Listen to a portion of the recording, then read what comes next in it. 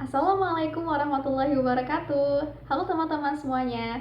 Perkenalkan, saya Adiba Akila dan rekan-rekan saya Liviana Mariatul Kiftia, Muhammad Arif Purnomo Aji, dan Dea Anggraini Putri. Kami merupakan mahasiswa UIN Wali Songo Semarang, program studi psikologi kelas 5C, akan menjelaskan kepada kalian mengenai bagaimana sih upaya membangun hubungan yang baik antar sesama manusia dalam setting layanan psikologi. Hubungan yang baik antara konselor dengan klien merupakan salah satu kunci keberhasilan wawancara dalam suatu konseling. Nah, tugas utama dari seorang konselor adalah menciptakan suasana yang hangat dan menyenangkan. Atau dengan kata lain, di dalam situasi konseling harus diciptakan hubungan antara konselor dengan klien yang menyenangkan dan kooperatif. Hubungan itulah yang disebut dengan rapport. Rapport ini sangat tergantung pada beberapa faktor. Bisa dari kepribadian konselor, kemudian pengalaman konselor, dan juga pada sikap klien sebelumnya. Nah, proses rapport ini akan lebih bermakna jika dapat dikembangkan dalam bentuk verbal maupun nonverbal. Namun, akan lebih penting lagi dalam aspek nonverbalnya nih, karena seperti halnya kehangatan, ekspresi suara yang bersahabat, ramah, penuh penerimaan, dan ketertarikan atas situasi maupun kondisi yang dirasakan oleh klien akan membuat klien itu merasa lebih nyaman gitu loh. Sehingga rapport ini sangat penting sekali dalam hubungan yang baik antara konselor dengan klien. Dalam praktik layanan psikologi, terdapat kode etik yang harus dijalankan. Kode etik psikologi merupakan pedoman tertulis yang diharapkan menjadi pedoman dalam berperilaku, bersikap, dan bisa menjadi pegangan teguh bagi para psikolog maupun ilmuwan psikologi dalam menjalankan aktivitas profesinya sesuai dengan kompetensi dan kewenangan masing-masing yang bisa menciptakan kehidupan masyarakat yang lebih baik tentunya. Nah, dalam kode etik psikologi bab 4 dijelaskan mengenai hubungan antar manusia. Berikut ini akan dijelaskan oleh rekan-rekan saya. Assalamualaikum warahmatullahi wabarakatuh. Saya Liviana Mariatul Kiftiah dengan NIM 18070160098. Nah, di sini saya akan menjelaskan mengenai kode etik psikologi. Yang pertama, bab 4 yaitu hubungan antar manusia, pasal 13 yang berbunyi, sikap profesional psikolog dan atau ilmuwan psikologi dalam memberikan layanan psikologi baik yang bersifat perorangan, kelompok, lembaga atau organisasi atau institusi harus sesuai dengan keahlian dan kewenangannya serta berkewajiban untuk poin A, mengutamakan dasar-dasar profesional. Poin B, memberikan layanan kepada semua pihak yang membutuhkan. Poin C, melindungi pemakai layanan psikologi dari akibat yang merugikan sebagai dampak layanan psikologi yang diterimanya. Poin D, mengutamakan ketidakberpihakan dalam kepentingan pemakai layanan psikologi serta pihak-pihak yang terkait dalam pemberian layanan tersebut. Poin E, dalam hal pemakai layanan psikologi menghadapi kemungkinan akan terkena dampak negatif yang tidak dapat dihindari akibat pemberian layanan psikologi yang dilakukan oleh psikolog dan atau ilmuwan psikologi, maka pemakai layanan psikologi tersebut harus diberitahu. Kemudian, contoh pelanggaran kode etik pasal 13 yaitu contohnya, bila seorang psikolog selama memberikan layanan psikologi kepada kliennya, ternyata psikolog itu diam-diam mempunyai rasa suka terhadap kliennya. Dan selama proses konseling dengan kliennya tersebut, psikolog itu membawa perasaannya ke dalam proses konseling. Itu melanggar kode etik pasal 13. Lalu contoh lain lagi untuk yang poin B, jika seorang psikolog hanya menerima orang yang misalnya beragama sama dengan dirinya, itu juga melanggar kode etik, karena pada dasarnya psikolog itu harus memberikan layanan kepada semua pihak yang membutuhkan, bukan yang sama dengan dirinya, bukan membeda-bedakan seperti itu. Lalu selanjutnya pasal 14 yaitu pelecehan. Yang pertama, pelecehan seksual. Psikolog dan atau ilmuwan psikologi dalam penerapan keilmuannya tidak terlibat dalam pelecehan seksual. Tercakup dalam pengertian ini adalah permintaan hubungan seksual, cumbuan, fisik, perilaku verbal atau nonverbal yang bersifat seksual, yang terjadi dalam kaitannya dengan kegiatan peran atau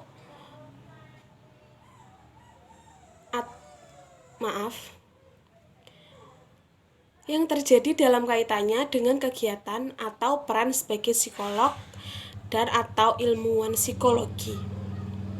Pelecehan seksual dapat terdiri dari satu perilaku yang intens atau parah, atau perilaku yang berulang, bertahan atau sangat meresap, serta menimbulkan trauma. Perilaku yang dimaksud dalam pengertian ini adalah tindakan atau perbuatan yang dianggap A.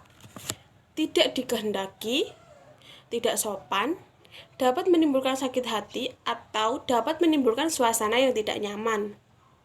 Rasa takut, mengandung permusuhan, yang dalam hal ini psikolog atau ilmuwan psikologi mengetahui atau diberitahu mengenai hal tersebut. Atau B. Bersikap keras atau cenderung menjadi kejam atau menghina terhadap seseorang dalam konteks tersebut. Lalu C. Sepatutnya menghindari hal-hal yang secara nalar merugikan atau patut diduga dapat merugikan pengguna layanan psikologi atau pihak lain. Yang kedua, pelecehan lain.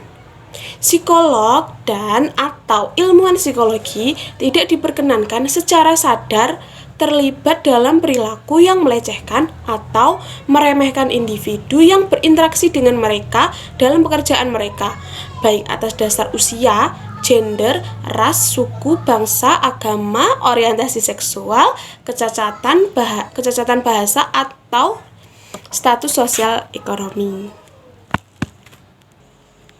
Nah, untuk contoh pelanggaran kode etik pasal 14 yang poin pelecehan seksual, contohnya bila ada seorang psikolog dalam pemberian konseling pada kliennya, psikolog itu melakukan tindakan asusila.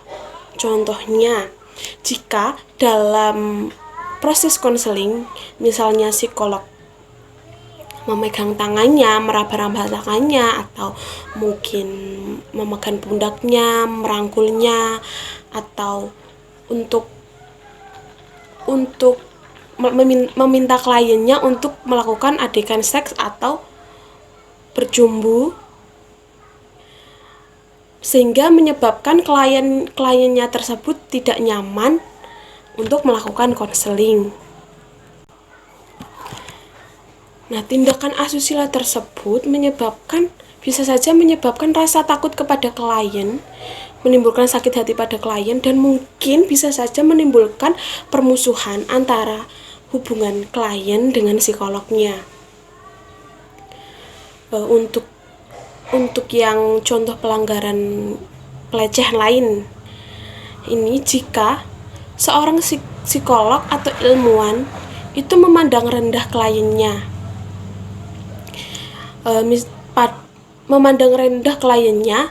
pada individu disabilitas fisik, mental. Psikolog itu menganggap bahwa mereka tidak mampu bekerja dan bersosialisasi dengan baik. Itu termasuk pelanggaran kode etik. Psikolog itu harus menghargai kliennya, tidak boleh melecehkan atau merendahkan individu. Tidak boleh merendahkan individu baik atas dasar usia, gender, ras, suku bangsa, agama, kecacatan, atau pada status ekonomi seorang klien atau seorang individunya. Lalu untuk pasal 15 yaitu berbunyi penghindaran dampak buruk psikolog dan atau ilmuwan psikologi mengambil langkah-langkah yang masuk akal untuk menghindari munculnya dampak buruk bagi pengguna layanan psikologi serta pihak-pihak lain yang terkait dengan kerja mereka serta meminimalkan dampak buruk untuk hal-hal yang tak terhindarkan tetapi dapat diantisipasi sebelumnya. Nah, dalam hal seperti ini, maka pemakai layanan psikologi serta pihak-pihak lain yang terlibat harus mendapatkan informasi tentang kemungkinan-kemungkinan tersebut. Jadi di sini intinya seorang psikolog atau ilmuwan psikologi itu harus menghindari dampak buruk yang akan terjadi kepada pengguna layanan psikologi. Contoh kasus pelanggaran kode etik pada pasal 15 ini, jika seorang psikolog atau ilmuwan psikologi menerima tawaran untuk merubah hasil tes.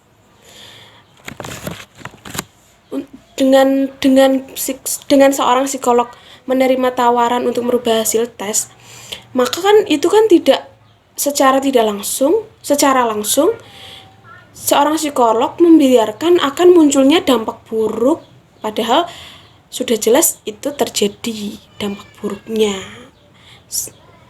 Seperti itu. Jadi seorang psikolog harus menghindari dampak-dampak buruk yang akan terjadi pada pengguna layanan psikologi. Baik, berikutnya ada pasal 16 tentang hubungan majemuk. Nah, hubungan majemuk ini terjadi apabila poin A, psikolog dan atau ilmuwan psikologi sedang dalam peran profesionalnya dengan seseorang dan dalam waktu yang bersamaan menjalankan peran lain dengan orang yang sama. Atau poin B, psikolog dan atau ilmuwan psikologi dalam waktu yang bersamaan juga memiliki hubungan dengan seseorang yang secara dekat berhubungan dengan orang yang memiliki hubungan profesional dengan psikolog dan atau ilmuwan psikologi tersebut. Poin kedua, psikolog dan atau ilmuwan psikologi sedapat mungkin menghindari dari hubungan majemuk apabila hubungan majemuk tersebut dipertimbangkan dapat merusak objektivitas, kompetensi, dan efektivitas dalam menjalankan fungsinya sebagai psikolog dan atau ilmuwan psikologi, atau apabila beresiko terhadap eksploitasi atau kerugian pada orang atau pihak lain dalam hubungan profesional tersebut. Jadi, dalam hubungan ini pastinya psikolog atau ilmuwan psikologi harus mempertimbangkan bahwa hubungan majemuk itu dapat merusak objektivitas, kompetensi, atau efektivitas dalam menjalankan tugas. Lalu poin 3, apabila ada hubungan majemuk yang diperkirakan akan merugikan psikolog dan atau ilmuwan psikologi, melakukan langkah-langkah yang masuk akal untuk mengatasi hal tersebut dengan mempertimbangkan kepentingan terbaik orang yang terkait dan kepatuhan yang maksimal terhadap kode etik. Poin keempat, apabila psikolog dan atau ilmuwan psikologi dituntut oleh hukum, kebijakan institusi atau kondisi-kondisi luar biasa untuk melakukan lebih dari satu peran. Sejak awal mereka harus memperjelas peran yang dapat diharapkan dan rentang kerahasiaannya, bagi diri sendiri maupun bagi pihak-pihak lain yang terkait. Nah, dalam hal ini pastinya psikolog atau ilmuwan psikologi harus memperhatikan dan patuh terhadap kode etik yang ada, agar nantinya peran dari psikolog atau ilmuwan psikologi dapat berjalan dengan maksimal. Lalu ada contoh kasusnya dari pasal 16. Jadi pasal 16 tadi tentang hubungan majemuk, di mana psikolog tertarik dan mempunyai hubungan dengan klien dalam waktu yang bersamaan. Dan hubungan tersebut juga menyebabkan tidak objektivitas dan merugikan pihak-pihak yang terkait. Jadi profesional ini sangat penting, karena saat melakukan hubungan majemuk itu dengan tidak profesional, maka keefektivitas tugas itu akan diselewengkan. Next, pasal 17 ada tentang konflik kepentingan psikolog dan atau ilmuwan.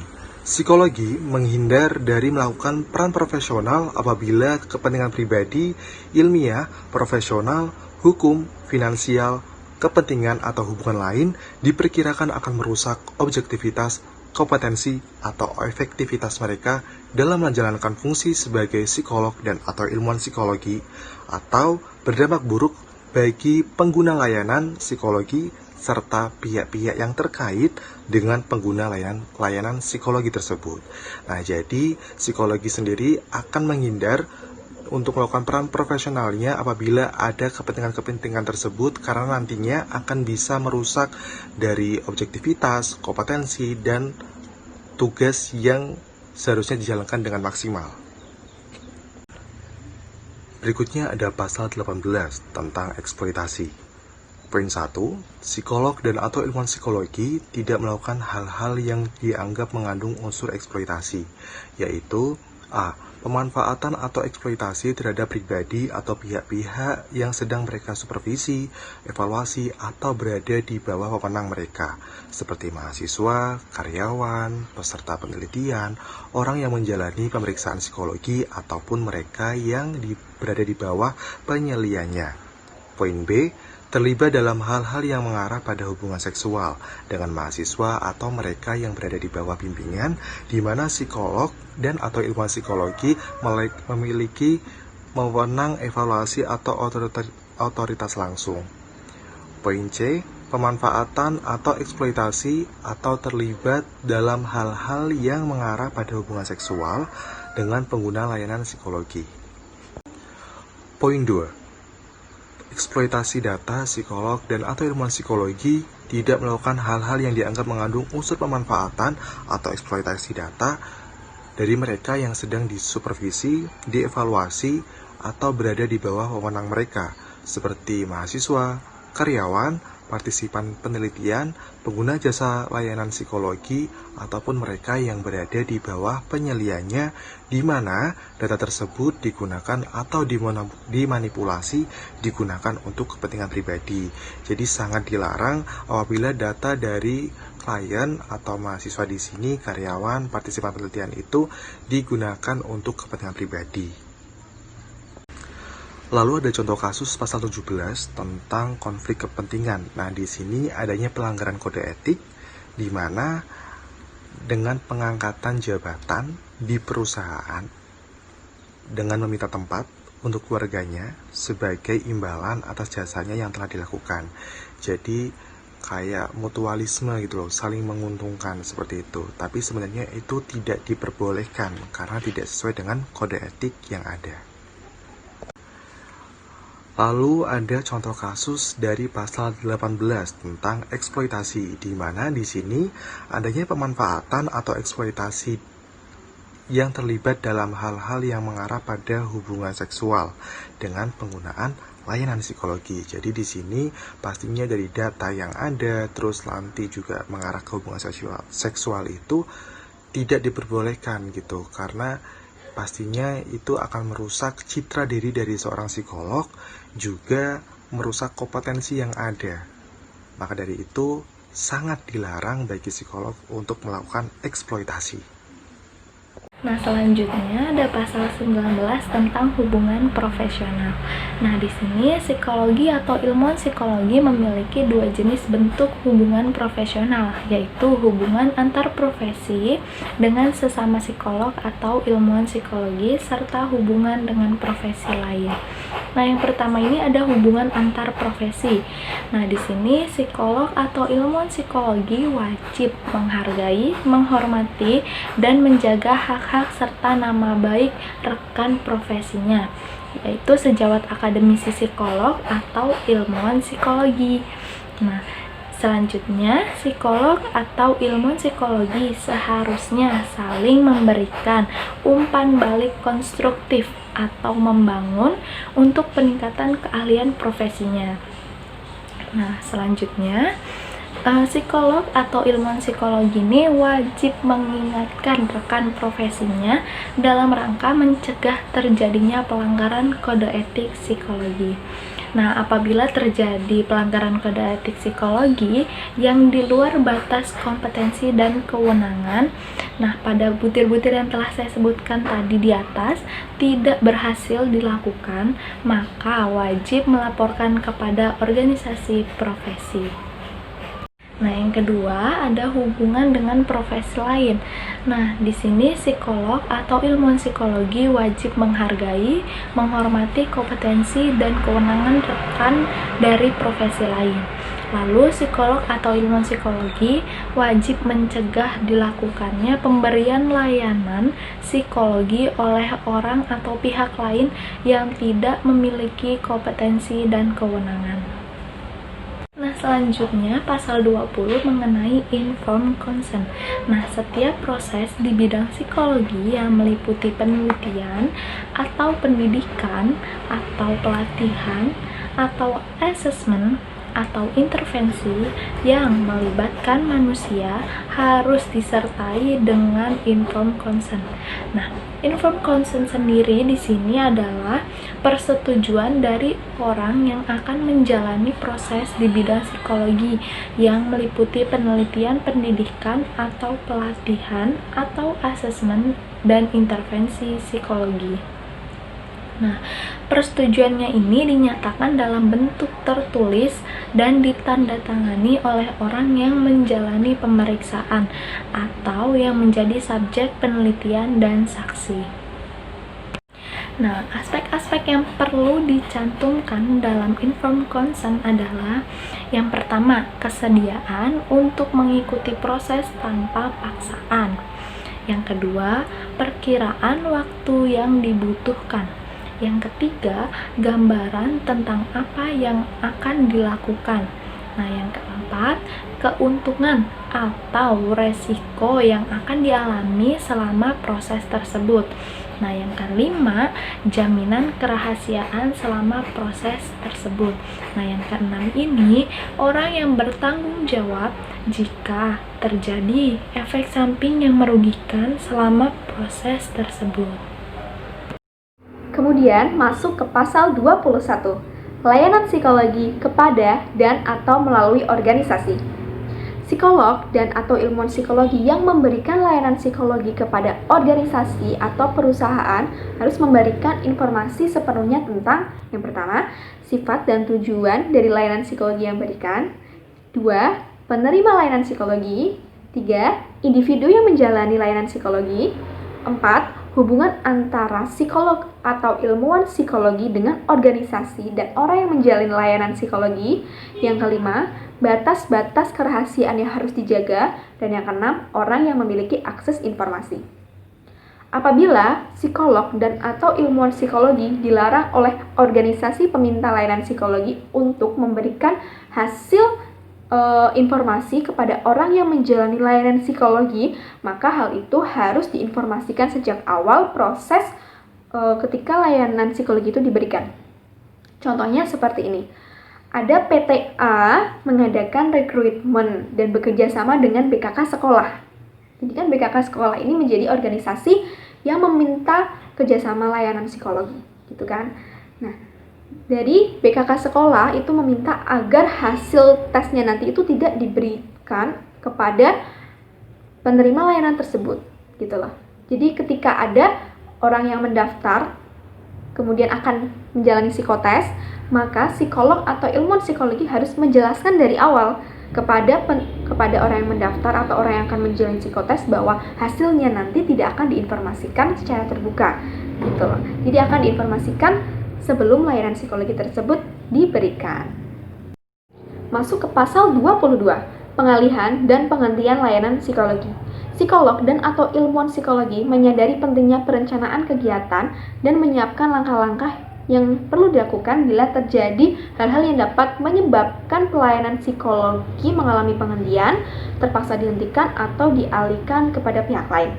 Sebelum layanan psikologi dialihkan atau dihentikan pelayanannya tersebut dengan alasan apapun, hendaknya dibahas bersama antara psikolog dan atau ilmuwan psikologi dengan penerima layanan psikologi, kecuali kondisinya tidak menunjukkan. Yang pertama, pengalihan layanan. Psikolog dan atau ilmuwan psikologi dapat mengalihkan layanan psikologi kepada sejawat atau rujukan karena yang pertama, ketidakmampuan psikolog dan atau ilmuwan psikologi, misalnya sakit atau meninggal. Yang kedua, salah satu dari mereka pindah ke kota lain.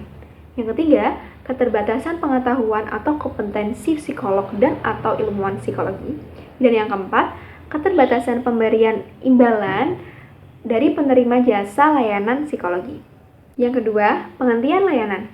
Psikolog dan atau ilmuwan psikologi harus menghentikan layanan psikologi apabila yang pertama, pengguna layanan psikologi sudah tidak memerlukan jasa layanan psikologi yang telah dilakukan.